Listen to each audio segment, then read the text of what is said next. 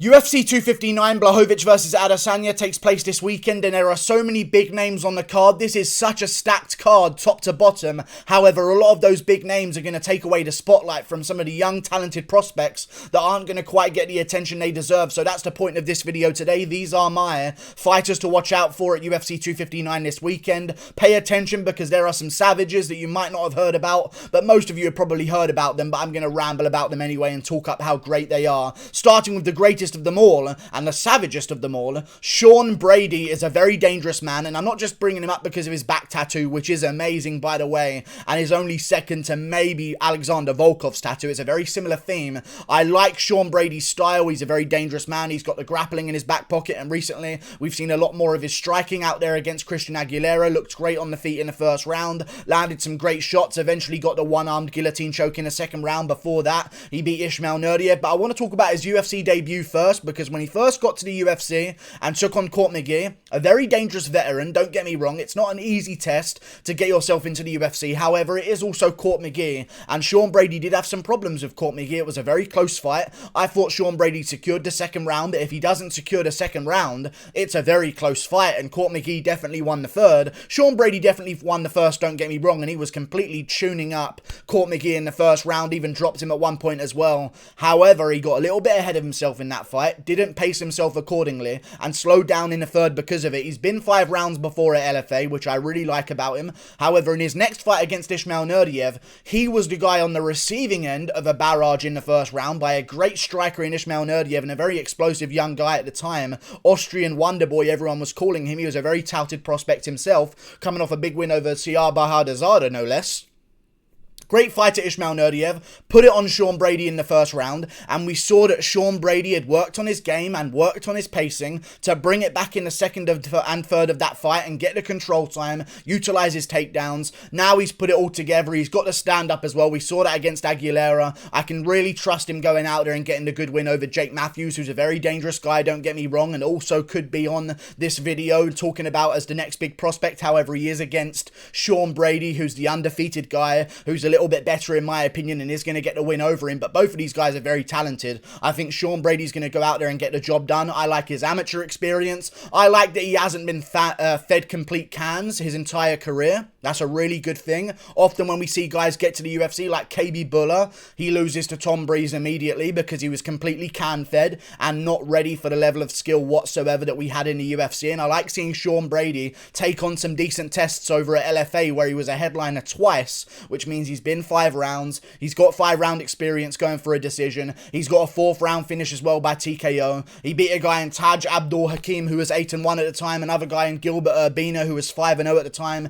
He's fought some good guys. He's got an amateur career. Paul Felder's been talking about him for ages, about how he ragdolls Paul Felder in the gym. So I feel like we need to pay attention to Sean Brady because he could go out there and do something special. Do I believe he gets a finish this weekend? No. I don't. I'm not going to talk shit here, okay? I feel like Jake Matthews is going to give him a hell of a fight, but I think he will win it based on those grappling situations because Jake Matthews has been known to secure wins by getting things like takedowns and flash knockdowns and things like this that are going to sway it in his favor. The Emil Meek fight that he had was basically one off of quick takedowns to secure a little bit of control time at the end of certain rounds and a knockdown here or there that would secure him some rounds as well. I don't think he's going to be able to do that against a guy like Sean Brady who's got the grappling advantage. I don't see Jake Matthews securing rounds by taking down Sean Brady. I think Sean Brady is going to be the one doing that to him, and I can see a 29-28 or 30-27 decision win for Sean Brady. But pay attention to him, 28 years of age, coming into his prime, gets better and better each fight, undefeated, soon to be 14-0 in my opinion. Sean Brady's someone to watch out for, and he might be number 15 ranked in the welterweight division come Tuesday. Moving on to another guy you got to watch out for, Kyler the Matrix Phillips. It's an interesting name. I don't know why he called himself the Matrix. It doesn't rhyme with any part of his name, but it's a cool surname, a cool nickname, I guess, the Matrix. All good. Kyler Phillips, very, very dangerous guy in the division. Bantamweight, 25 years of age. We've got a young bantamweight on the rise, training out of the MMA lab. There's Sean O'Malley's gym. There's a bunch of other guys out of MMA lab as well. We can go through some of them right now. I mean, there's so many great names of fighters coming out of that gym.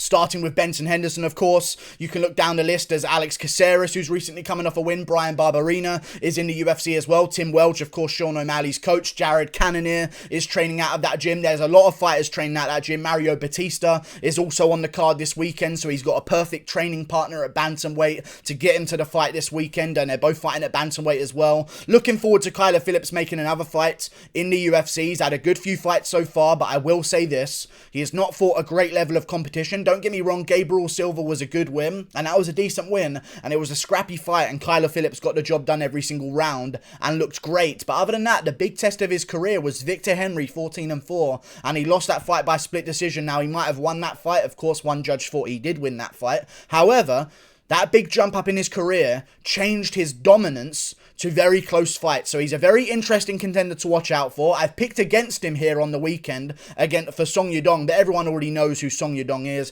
He's ranked in the bantamweight division. I'm not going to tell you guys to watch out for Song Yadong like you don't know him already, but still, I feel like Song Yadong's going to beat Kyler Phillips, but if Kyler Phillips beats Song Yadong, we're off to the races. And if he beats Song Yadong impressively, that's something Cody Stamann couldn't do. Now, I know that a lot of people think that Song Yadong should have lost to Cody Stamann, and I agree with you. But you can't disagree that he made it razor close. So if Kyler Phillips goes out there and gets a clear win, even if you think Marlon Vera beats Song Yadong, which I do as well, okay? If Kyler Phillips wins dominantly here, he puts himself above those names like Cody Stamann and Marlon Vera in my mind. He's a very talented guy. He's got great stand-up. He's got good scrambles as well. Great submission skills. I just haven't seen him beat a great opponent. This would be the big one to sell me on Kyler Phillips. Cameron Else is literally anti-British propaganda. It's anti-British propaganda. We have great fighters, not that fucking bum. He's the worst bantamweight we fucking have. We have undefeated bantamweights in the UK that aren't getting signed by the UFC and have to go 10-0 before they even get signed. This guy goes 10-4, fighting absolute cans his entire career and gets signed up. He's anti-British propaganda. I don't care what anyone says, it's true. Kyler Phillips got the job done against him, but I haven't seen him really beat anyone that great so far in his career. And if he does beat Song Yadong, I'll be on board. Great fighter though, really great personality as well. I watched his podcast on Sean O'Malley's YouTube channel. Really good personality, seems like a cool guy, a fun guy as well, very promotable guy, very entertaining style. I like his style very much so indeed, and I think he will go out there and lose to Song Yadong this weekend, but I'm kind of pulling for him because I don't fucking understand a word that Song Yadong says, so I'm a little bit selfish there to the English speaker. I kind of want Kyler Phillips to get this one done, and I feel like he might not do it, but I'm really rooting for him, and hopefully if we pray enough, he can go out there and get it done. We'll find out this weekend. Moving on up the card to another one, or down the card, sorry, to the very early prelims. Uros Medic is on the card this weekend. I've been waiting for this guy to fight for a very long time. Uros, the Doctor Medic. It just makes sense of a nickname. It just ruins it that it's pronounced Medic. I so badly wish it was pronounced Medic. That would be so much better, but it is pronounced Medic, so the entire nickname's kind of ruined. But still, great fighter from the Contender Series. But as I said with Kyler Phillips, we really haven't seen him take that jump up in talent. He fought a guy who was 5-0 in Alonzo Lensholm Jr., but that guy hadn't really fought any great opponents to get that 5-0 record. Beat one guy who was 6-3, and the rest of them were making their debut. Uros Medic still has yet to prove himself. The guy on the Contender Series brought in on short notice, and again, that guy fought a bunch of cans to get his record of 7-1, so we really don't know yet, but Elon Cruz is not a great fighter, and I feel like Uros Medic is going to go out there and destroy Elon Cruz in the first round by TKO, and if he can do, it would be the best test of his career so far. Now, they're going to work on this guy. They've given him some time off after the Contender Series. He trained at King's MMA with Marvin Vettori. He is a huge guy for the lightweight division as well, by the way. Used to fight at welterweight throughout his career. Eventually cut down to lightweight as soon as he got his call for the Contender Series. But he was a welterweight. He used to walk around at like 175 pounds, 180 pounds, something like this. Cutting down to welterweight his entire career, which means he's used to facing bigger guys, I guess, and Elon Cruz is a very big guy in that division, and I feel like Uros Medic is going to really brutalize him with body kicks, because those body kicks that we saw on the Contender Series, they were criminally, they really sounded bad, okay? Like, I could almost shit my pants watching the Contender Series live when I heard those body kicks go off. And again, Michael Gonzalez could not take them either and sunk right down to the canvas and wanted immediately out of there as soon as Uros started landing those body kicks. So I hope that we can see a good stand-up fight here. I believe that Uros Medic is going to go out there and get the TKO in the first round. From Serbia originally, but moved over to Anchorage, Alaska when he was a young guy. That shows you a lot about someone if they're starting their fighting career and leaving their country and everyone they know to go somewhere else that they don't know anything about in Alaska, of all places of America. This isn't a guy that went to LA to start his career because he could have just been looking for a bit of a party. He went to Alaska. That's fucking miserable, okay? He did that for a reason. It was to be the best fighter in the world. I have a fucking hair in my eye. Get the fuck out of here. Serbian, went to Alaska. He's a dangerous guy. If you're making the sacrifice to move to Alaska with your life to become a pro fighter, you mean business. I trust in Uros Medic. Training at King's MMA as well. Does some training there, but of course trains out of Anchorage, Alaska. Great fighter. I think he goes out there and gets a TKO in the first round. Really looking forward to seeing what he could do because these Serbians and these Eastern Europeans in general are really making a wave in the UFC. We've got Alexander Rakic on the same card who's ethnically Serbian as well. So it'd be good to see if Uros Medic can get the job done as well. And I think he will by first round TKO. Moving on up the card.